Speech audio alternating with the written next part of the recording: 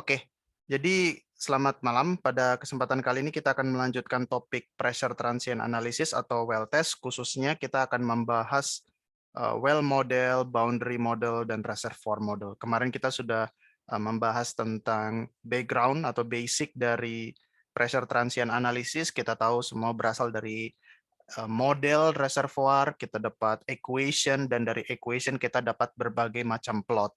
Nah, hari ini kita akan melihat tipe-tipe plot yang akan merepresentasikan sumur, kondisi sumur ya, merepresentasikan reservoir, dan merepresentasikan boundary, batas-batas reservoir. Oke, jadi dalam pressure transient analysis atau PTA analysis kita butuh banyak data ya untuk bisa mengkonstruksi plot-plot tersebut. Tentu saja kita butuh data produksi, data sejarah tekanan, data PVT, data wellbore, data porositas, data ketebalan reservoir ya. Dan dapat juga kalau kita punya peta reservoir itu juga sangat bagus untuk mengguide kita mengetahui kondisi di sekitar area sumur kita, apakah ada boundary dan lain sebagainya. Kemudian production history di surrounding well, di sekitar-sekitar sumur ada sumur-sumur lain seperti apa performanya. Kemudian completion atau wellbore diagram ya, sketsa atau skema sumur-sumur kita itu seperti apa, itu juga sangat penting kita supaya tahu berapa panjang tubing, di mana perforasi, berapa tebal perforasi, dan lain sebagainya. Dan juga VLP ya atau outflow curve ini juga sangat penting supaya kita bisa menghubungkan data di wellhead atau data di ujung tubing ke kedalaman perforasi. Ya, jadi itu semuanya diekstrapolasi atau diinterpolasi dengan menggunakan outflow curve. Ya. Nah, kita mulai dengan wellbore model. Nah, di sini saya ngambil satu gambar ya yang menurut saya cukup bagus. Di sini ada gambar sumur yang ini dan ada 3 flow regime. Oke. Yang pertama adalah flow regime 1. Ini merepresentasikan aliran exactly yang paling singkat, seperti apa yang ngomongnya. Jadi kalau kita bicara waktu, ya, very short time setelah kita memberikan gangguan ke reservoir, kita memberikan impuls, maka respon balik dari reservoir yang very singkat direpresentasikan oleh flow regime 1.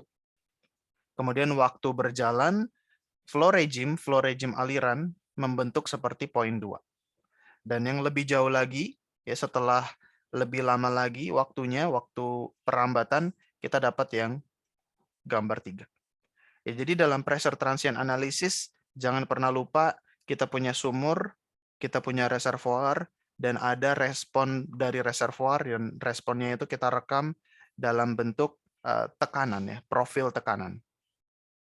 Nah, sekarang yang paling pertama yang akan kita bahas adalah sumur vertikal, tapi kita punya skin factor yang berubah-ubah. Ya. Jadi kita tahu, oh ya, by the way, untuk bisa memahami pressure transient analysis atau well testing, kita perlu background knowledge dulu ya, yaitu basic reservoir engineer.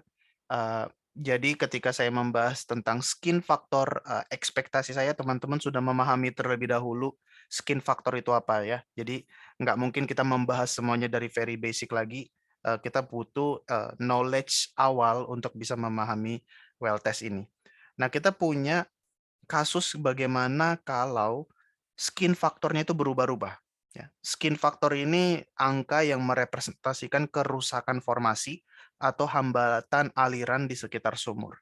Biasanya yang paling basic kita pakai satu data atau satu angka skin faktor. Tapi tidak, teman-teman. Dalam banyak kasus, skin faktor itu berubah-ubah. Dan salah satu yang mempengaruhinya itu adalah laju alir. Ya. Makanya di sini namanya adalah rate dependent skin. Oke, rate dependent skin, kita bisa menganalisis adanya rate dependent skin dengan menggunakan well testing, kira-kira diagnostiknya itu seperti ini. Ya, jadi kalau kita punya di plot yang kanan, ya kita punya data. Ya, kita punya data yang berwarna hijau. Dan datanya di bawah ini adalah laju alir. Jadi pertama laju alirnya sekitar 1000 ya. 1000 baru shut in. Ya, laju alir 0. baru dihidupkan lagi sumurnya, laju alir meningkat menjadi 2000, setelah itu shut in lagi. Setelah itu dinaikkan lagi mungkin menjadi 3000, setelah itu shut in lagi. Ya, ini well testing ya namanya ya. Buka tutup sumur ya, laju alirnya di-adjust, diubah-ubah, kemudian dihidupkan lagi mungkin di sekitar 4000, kemudian diturunkan rate-nya, baru terakhir dimatikan untuk pressure build up. Nah, kalau kita pakai model satu skin, yang kita analisis, yang kita simulasikan profil tekanannya akan mengikuti warna merah. Ya, tapi dapat teman-teman lihat di sini tidak matching antara data itu berwarna hijau dengan model. Ya, selalu ada perbandingan data versus model ya. Datanya berwarna hijau, tapi model kita berwarna merah. Ya, kenapa? Ini tidak matching karena asumsi yang kita pakai adalah constant skin. Kita anggap skin itu konstan, tidak berubah seterusnya. Nah, tapi dari sini kita bisa mengetahui sebagai well test evaluator, oh ternyata terjadi perubahan skin seiring berjalannya waktu. Ya, dan di sini kalau kita evaluasi log-log plot ya, di sini namanya log-log plot. Ya, jadi yang kemarin kita sempat singgung bordet derivatif, nama plotnya lebih sering disebut log-log plot karena sumbu vertikalnya log, sumbu horizontalnya log. Nah, long story short, nanti teman-teman bisa fokus lagi ke slide-nya ya. Nggak mungkin kita berlama-lama di sini. Tapi di sini, sebagai well test evaluator, kita bisa mengetahui bahwa terjadi perubahan skin. Ya, terjadi skin increasing. Oke, jadi kita bisa mengevaluasi dan ternyata kita sampai kepada kesimpulan sumur saya mengalami perubahan skin seiring berjalannya waktu atau rate dependent skin. Dan setelah saya olah-olah seperti itu, saya mendapatkan plot seperti ini, ya, skinnya berubah-ubah.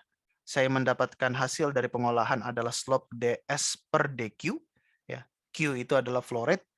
Baru setelah saya apply ke model saya pakai rate dependent skin di software saya, baru saya bisa dapat matching. Ya, kemarin kita bilang bahwa untuk apa sih kita melakukan well test? Salah satunya untuk mengetahui karakteristik sumur dan karakteristik reservoir kita, dan nanti seperti apa boundary reservoir kita, dan ini salah satu modelnya. Jadi tanda tanya mengapa performa saya seperti ini, dari well test sudah jelas.